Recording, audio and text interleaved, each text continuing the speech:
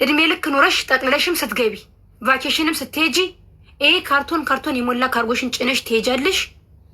ስታወጪ ቡትቱ አትመሰገኝበት፣ አትመረቂበት።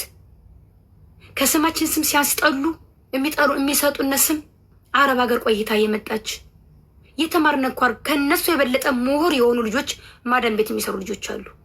እኔ እዚህ ጋር ከምናገረው የበለጠ የምትናገር አስተዋይ የሆነች ሚዲያውን እድሉን ያጣች ጎበዝ ስማርት የሆነች ቤት ውስጥ ሽንት ቤት የምታጥብ ስንት ጀግናቶች አሉና፣ ሁሉም ደደብ፣ ሁሉም የማያቅ፣ ሁሉም ተመካሪ የሚመስላቸው ስንቶች ናቸው? ንገሩኝ። ፊልም ሲሰሩ ደደብ እንደሆነ፣ ፊልም ሲሰሩ አለባበስ የማንችል፣ ፊልም ሲሰሩ የልብስ ከለር አለባበስ የማንችል፣ ሚዲያ ላይ ወጥተው ሲመክሩ ሲዘክሩ ዜሮ ጭንቅላት እንዳለን አድርገው የእውነት ከኛ የሚበልጡ ከእኔ እዚህ ጋር ከተቀመጥኩት እድሉን ስላገኘሁት ነው። እኔ ልንገራችሁ፣ እድሉን ስላገኘሁት ነው የምናገረው። እድሉን ቢያገኙ ከእኔ የበለጡ ስማርት የሆኑ ስንት አገሯ ላይ ስንት ነገር ድርጅት የምትሰራ ስንት ነገር መስራት የምትችል እውቀት ያላት ዲግሪ ያላቸው 12ኛ ክፍል ጨርሰው 10 ጨርሰው ኑሮ ያስተማራት ዩኒቨርሲቲ ቢገቡ ምንም በቃ ከዩኒቨርሲቲ የበለጠ ስደት ያስተማራት ስንት ጎበዝ ጀግና የሆኑቶች አሉ። ሁሉም ባንድ አጨፍሉ። ከገጠር የሚመጡ ልጆች ወይ ደግሞ እድሉን ያገኙ ወይ ደግሞ የሆነ 1-2 ልጆች ይኖራሉ። እነሱን ደግሞ በስርዓት ትነግራላችሁ። ሲናገሩ እኮ ራሱ የሆነ ስርዓት በሌለው መንገድ እኮ ነው የሚመክሩት። ረግጠውሽ ሰድበውሽ የሚመክሩሽ። በነዛ 2 በማያውቁት ልጆች የተነሳ ሁሉም ደደብ አድርጋችሁ ሁሉም ገንዘብ አያዝ የማይችሉ እኔ እዚህ ጋር ስናገራችሁ ለምን ነው ካርጎ የምታረጉ ለምን ነው አታውቁም ብዬ አይደለም፣ ያየሁትን የምነግራችሁን ነው። የምታረጉትን ልጆች ነው እንጂ ሁላችሁንም አይደለም። ከኔ የበለጠ 2-3-4 ቤት እኮ የገዛሽ ትኖሪያለሽ እዚህ ጋር። እንደኔ ቢዝነስ ሰተሽ ሳይሆን የማዳም ቤት ላይ እየሰራሽ በሰበሰብሽው ገንዘብ ማለት ነው። ስንት አላችሁ ቤት እንትን የገዛችሁ መኪና ገዝታችሁ እራሳችሁን ኮንትሮል አድርጋችሁ ቤተሰባችሁን ቀጥ አድርጋችሁ የምትይዙ ብዙ ልጆች አላችሁ። ለእኔ ትምህርት የምትሆኑ ለእኔ መምከር የምትችሉ አቅም ያላችሁ ልጆች አላችሁ። እናንተን አይደለም እዛ ጋር የምናገረው። እድሉን ስላገኘው ደካማ ጎን ያላቸውን ልጆች ነው የምነግራችሁ። ራሳችሁን ልትቀይሩ ስለምፈልግ በየጊዜው የማየው ነገር የማየው ቪዲዮ በሰዎች እንጀራ መግባት አልፈልግም። ገንዘባችሁን ያዙ። ገንዘብ ስትልኩ አላላክ ወቁ። ካርጎ ስታደርጉ ስንት ዓመት ቆየው? ምንድነው ማድረግ ያለብኝ? ለምን እናትሽ አጠላሽም? ያለሽ ጊዜ ትከሻሽን ከፍ ያደረክ ማንንም እንኳን አትሰሚም። ወይኔ ገንዘብ ሲኖራችሁ በራሳችሁ መኖር ስትጀምሩ የሚሰማችሁ ኮንፊደንስ። እኔ ማዳሚ ቤት እያለሁና አሁን እዚህ ጋር እያለሁ ያለ ኮንፊደንስ ይለያያል። ያኔም ኮንፊደንስ አለኝ፣ ግን ሌብል አለው፣ ይለያያል። ህጉን ስታውቁ በራሳችሁ ቁማችሁ ከማንም የማትጠብቁ ከሆነ ኢግኖር ነው የምታረጉት። ማንንም ሰው አትሰሙም። በራሳችሁ ኮንፊደንስ ነው የሚጨምርላችሁ። ማንንም አትሰሙም። ገንዘብ ሲኖራችሁ ከማንም ከሰው ፊት ሳትቆሙ ስትቀሩ 500,000 እና 1 ሚሊዮን ብር ስላለሽ ብዙ ብር አድርገሽ አታስቢው። ኢትዮጵያ ሄደሽ በተን ስታደርጊያት ስትሰበስቢ የከፈልሽውን ዋጋ በአንድ ቀን ያን ብር ማጥፋት ትችያለሽ። በአንድ ቀን ይጠፋል ያ ብር። 8 ዓመት 5 ዓመት የደከምሽበትን የሰበሰብሽው ገንዘብ በአንድ ቀን ሌሊት አጥፍተሽ ማድረግ ትችያለሽ። ለማጥፋት ቀላል ነው።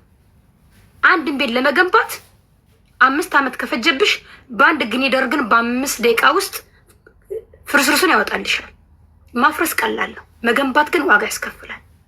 ስለዚህ እንደዛ የምትገነቡትን የሰበሰባችሁትን ገንዘብ አገር ቤት ቫኬሽን ሄደሽ ከኔ በላይ ሰው የለም ብለሽ ያችን ሽቶ እየተረበረብሽ እሽኮለሌ የምትይ ከሆነ ሙዝና ብርቱካን እየተሸከምሽ መጠሻውንም ማዳም ቤት ነው የምትጠገረቢያት። እመኚ ውዴ። ኦርደር ልታዥ ነው ቲጂዬ? አይደለም። እሺ እኔ ውድ። ስለዚህ ራሳችሁ ዋጋ ስጡ።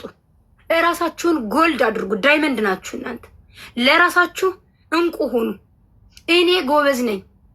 ሁለተኛ ደግሞ ትዳር አልያዝኩም፣ እድሜ ሄደ፣ ማዳም ቤት እንደዚህ ሁኜ እንደዚህ ሆንኩኝ ምናምን ብላችሁ በርቀት ሆናችሁ ገና የሆነ ሰው አግኝታችሁ በደም ሽሩሩ ብሎ ስላወራሽ በገንዘብ ይዘዋለሁ ብለሽ ወይኔ ይሄን ገንዘብ ባልክለት እኮ ይተወኛል፣ ይሄን ገንዘብ እንዲህ ባላረግ እኮ በቃ ይሄን ሁሉ ዋጋ ከፍዬለት እንደዚህ። ባል በገንዘብ አይደለም የሚያዘው ውዴ፣ አይምሰልሽ። አንቺነትሽ ፈልጎ ከመጣ ይምጣ፣ ካልመጣ ጊዜውን ጠብቆ በራሱ ሰዓት አንቺነትሽን ሲፈልግ አገርሽ ላይ ገብተሽ ለሱ የላክሽውን ገንዘብ አንቺ በስምሽ በራስሽ ሄደሽ የገዛሻት ባጃጅ ሄደሽ የገዛሻት ቤት መሬት ጋር ቀልሰሽ ስትገቢ ራሱ ይመጣል። ስደት ልንኝ የተመለስኩ አትበይ። አለባበስሽ እንደ ማህበረሰቡ፣ አኗኗርሽ እንደ ግለሰቡ እንዳለሹ እንደ ኑሮሽ እንደ አካባቢሽ መኖር ስትጀምሪ የማን ልጅ ናት ተብለሽ ሊያጭሽ ራሱ ይመጣል። ትዳር ከእግዚአብሔር ነው ከራስሽ። ሚዲያ ላይ በርቀት ሆኖ ሲጀመር መቼ እንደምትመለሽ ምን አውቀሽ ነው ከሱ ጋር ልብሽ ፍስስ እስከሚል ማዳም የምታደርቀን አንሶ ከሱ ጋር ስትዳረቂ ምትይ ኦንላይን ላይ አለ የለም። ኧረ እኔ አትጨነቅም። ለማን ብዬ ከሱ ጋር ማወራበትን 5 ኪሎ ሽሮና በርበሬ ብላኝ ኦርደር ብሰራበት ራሴን አልቀይርበትም ውዴ። እግዚአብሔር ሲሰጠኝ በሆነ ቀን ይመጣል። ለምን ብዬ ስለዚህ እግዚአብሔር ባመጣ ቀን ያመጣልሻል። ከዛ በኋላስ እኔን ዕቃ ገዝቼ አልጋ ገዝቼ ጠብቅሻለሁ፣ ቁምሳጥኑን ደርድሬ ጠብቅሻለሁ እያለ ገንዘብ ምትልኪው ነገርስ ለማን ብለሽ ነው የምትልኪው? ትዳሩን ካሰበ እሱ እዛው የሚሰራበትን ገንዘብ እዛው ገዝቶ ይጠብቅሽ፣ ቤቱን ቀልሶ ይጠብቅሽ ከፈለገ ማለት ነው። የምትሰጪው ጊዜ ከማዳሚሽ ስራ የምትጨርሹን የደከምሽበትን እንቅልፍ አጠሽ ያወራሽው ራሱ የምትሰጪው ጊዜ ለአንቺ ዳይመንድሽ ነው። ራሳችንን እናስወድድ። የእውነት ነው የምላችሁ። ቤተሰብም ይሁን ጎረቤትም ይሁን ምንም እቃ ሰብስባችሁ 5-6 ካርቶን ካርጎ አታድርጉ። እኔ ለእናንተ ደከመኝ። የማየው ቪዲዮ የምትልኩትን ገንዘብ ለማን ነው?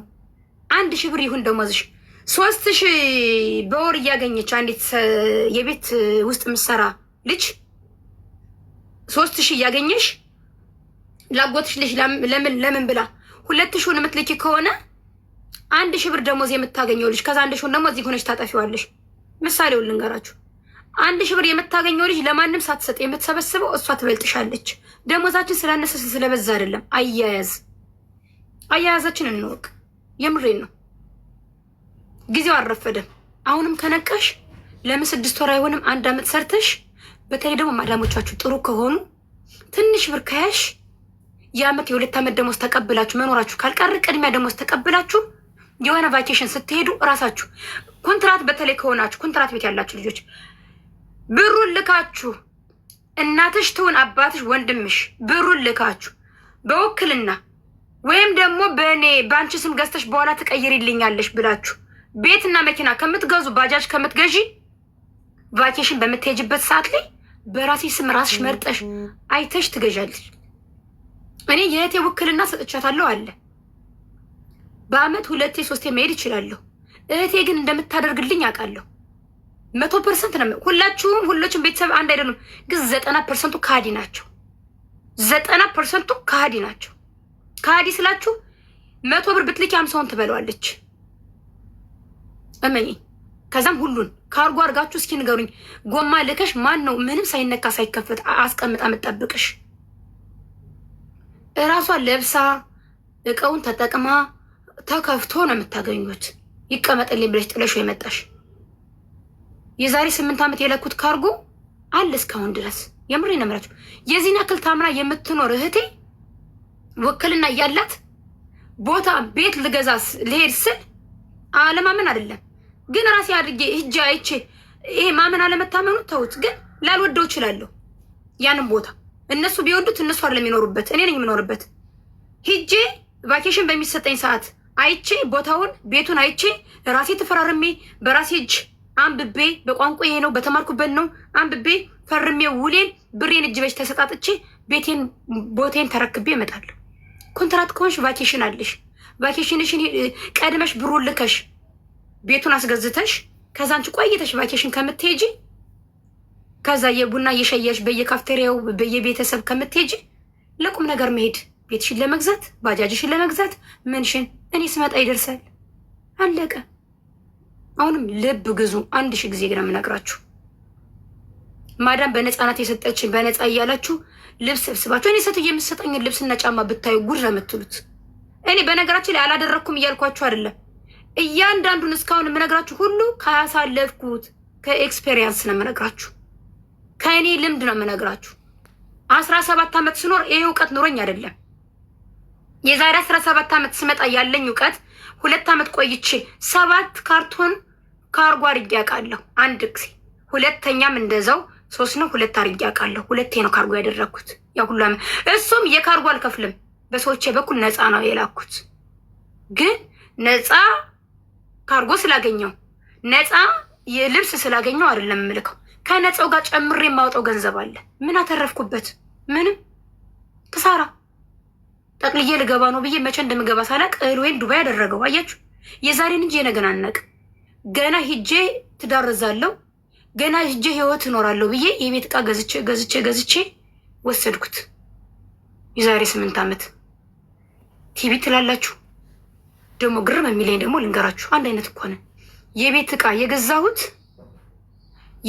የገዛሁት የሰቱዬን አይነት ስቶቭ 6 ብረት ድስት የሚሰራ